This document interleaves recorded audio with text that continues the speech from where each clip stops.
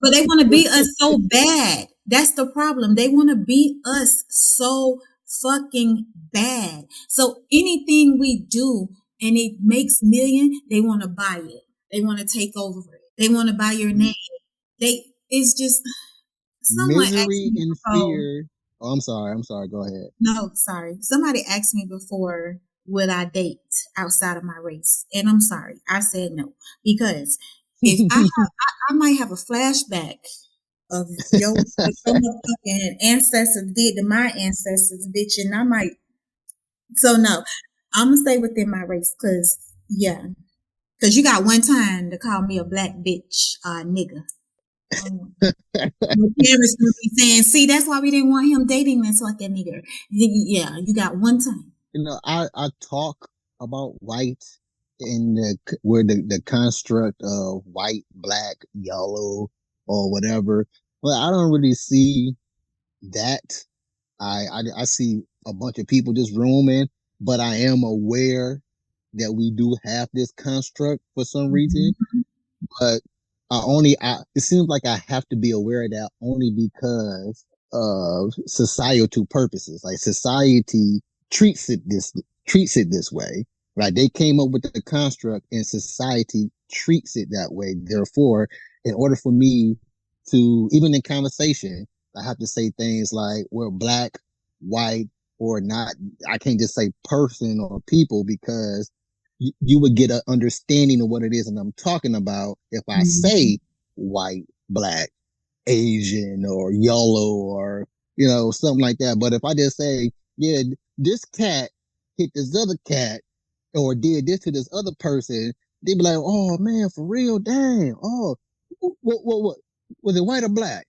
You know, I know that's the only way that people will understand things because of the. It's like you ever think about that things go the way they go. Wait, because when they say was they white or black, I dumbass if they white, we be like, oh, that was good for their ass. But it was, But yes, absolutely, absolutely, yeah. absolutely. Yeah, but you know what?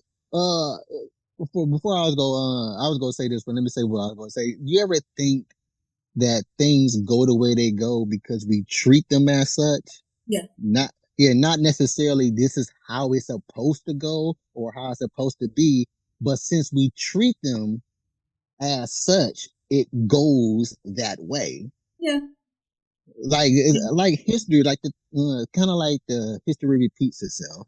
Like, Mhm. does it really, or do we treat it like it does, and it goes to par? Things go to Um, par. I really think history be repeating itself.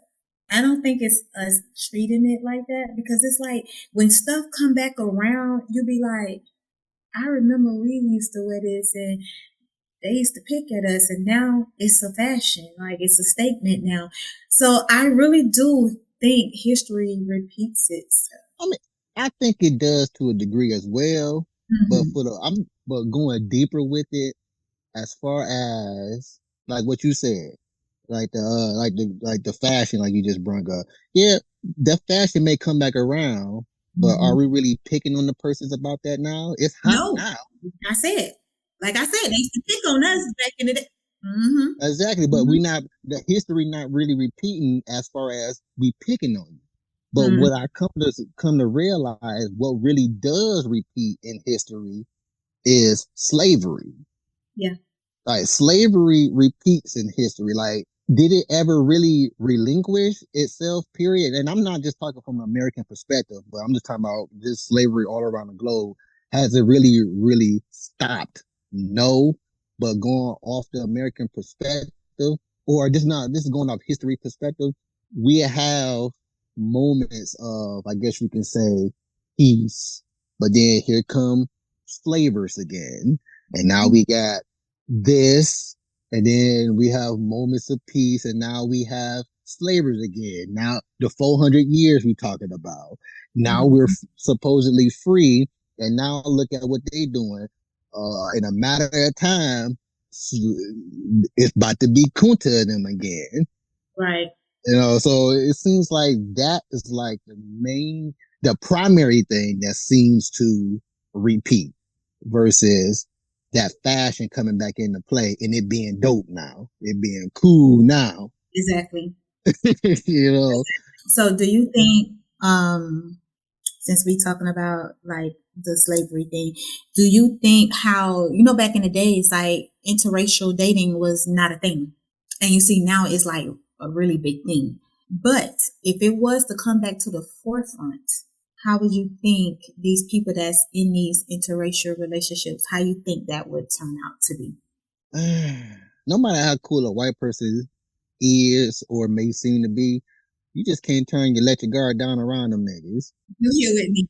You here with me. Exactly. It's like, I mean, again, I see people. I Yeah. acknowledge people through my field of view, but I talk about the concepts of my thoughts of it. Like at one point in time, I had a conversation about like I'm not like I don't think I have empathy for white people, but that's just a thought of mine. I don't necessarily don't have empathy for white people. Like they're still a person.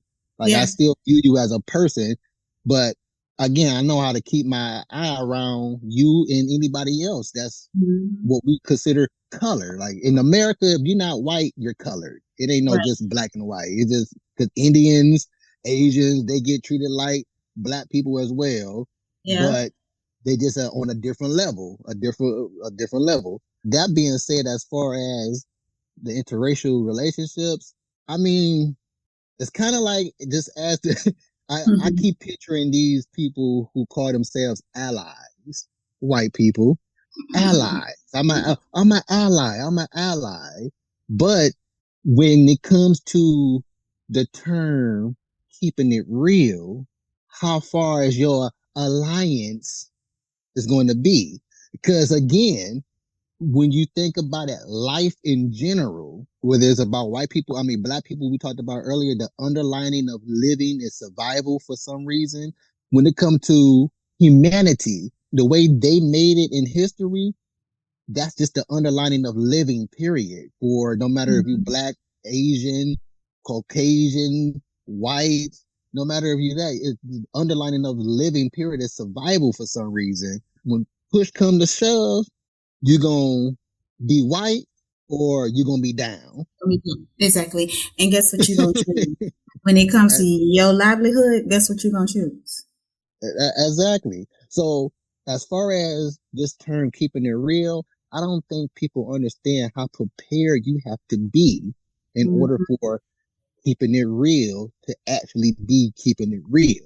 In this particular case here, I feel like keeping it real is if you're white and you're a supposed ally, then that means you're gonna be down here getting beat down with us as well. Exactly.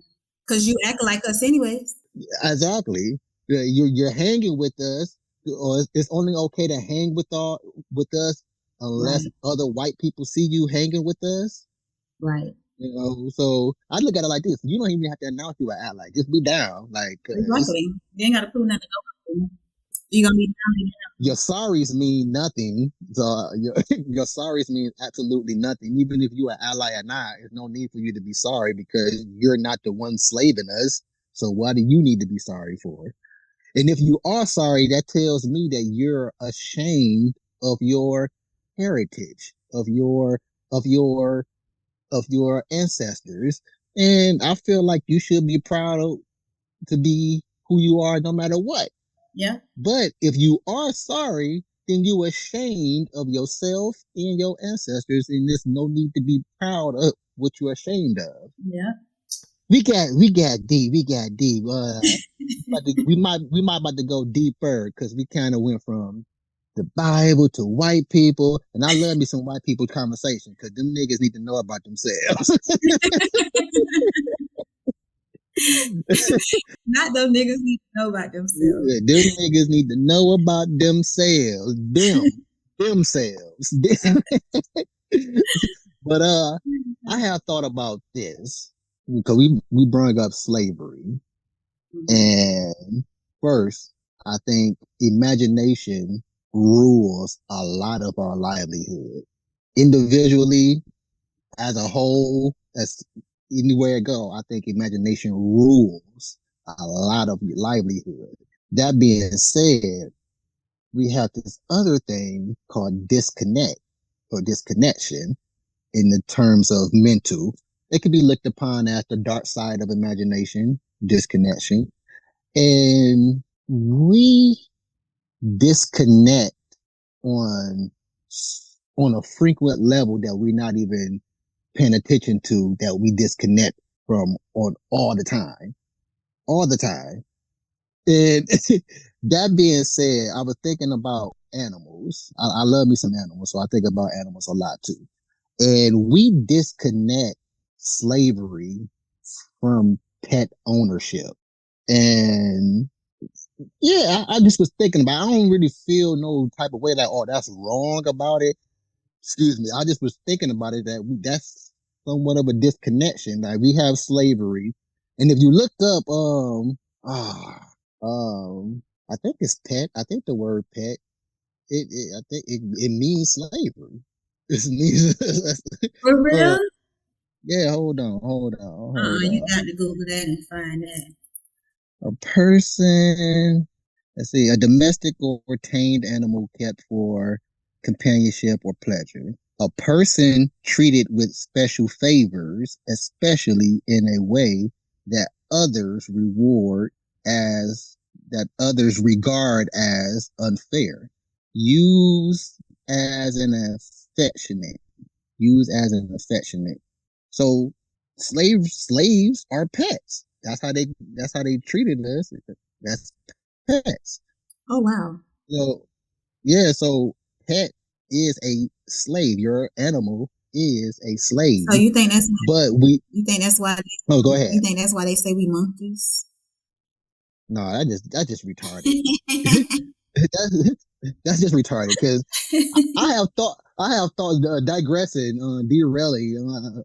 Is if evolution even a real thing?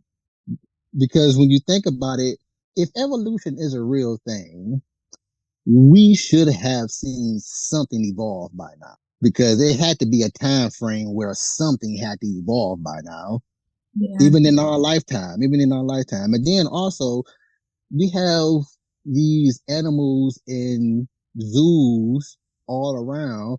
And even if we're not watching them in zoos, we can still watch them in their habitat, real life habitat. And has any of these freaking primates evolved into a freaking what we call hominoid? Is it hominoid? Humanoid? Humanoid. Humanoid. Yeah, One of yeah, them Nords. yeah. Like, have we seen any of these things happen? No. Yeah, like, no, like, I'm not, again, I don't denounce any of my theories. I just think about my theories and I bring them up for conversation. Another thing too, like if you having something locked down for a while, what you think it's gonna do? That's us too. You have us locked down for a while and then you let us loose. What you think we're gonna do? We're gonna be wild, right? That's anybody, even the white people. You have them locked down for a while, you let them out, they're gonna be wild.